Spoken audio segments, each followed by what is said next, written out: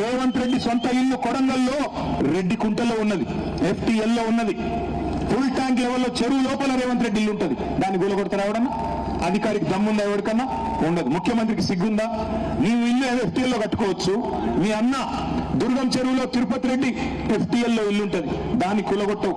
పక్కన హిమాయత్ సాగర్ లో నీ మంత్రి పొంగులేటి శ్రీనివాసరెడ్డి ఇల్లు బఫర్ లో ఉంటది, దాన్ని కూలగొట్టవు. నీ చీఫ్ విప్ పట్నం మహేందర్ రెడ్డి ఇల్లు చెరువు మధ్యలో ఉంటది, అది ముట్టవు. కానీ పేదవాడి కాడికి వచ్చేసరికి తేరగా దొరికిండ్రు. వీళ్ళకి ఎవడు మాట్లాడతాడులే, వీళ్ళ కోసం ఏం చేస్తారులే, వీళ్ళతో ఏమైతుందిలే అనుకొని నీ ఇష్టం వచ్చినట్టు నీ అబ్బా జాగీర్ అన్నట్టు 50 మీటర్ల బఫర్ జోను. ఎవరు చెప్పమన్నాడు నేను 50 మీటర్లు? ఏ శాస్త్రీయత ఆధారంగా నిర్ధారించినావు? 50 మీటర్లు ఎక్కడి నుంచి వచ్చింది? గతంలో 7 మీటర్లు ఉన్నది, ఇలా 50 మీటర్లు ఎట్లా అయింది?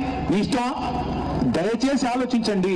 ఇటు 150 ఫీట్లు అటు 150 ఫీట్లు అంటే 1,50,000 ఇల్లు, 55 కిలోమీటర్ల పరిధిలో 1,50,000 కుటుంబాలు ఇవాళ దెబ్బతినబోతా ఉన్నాయి.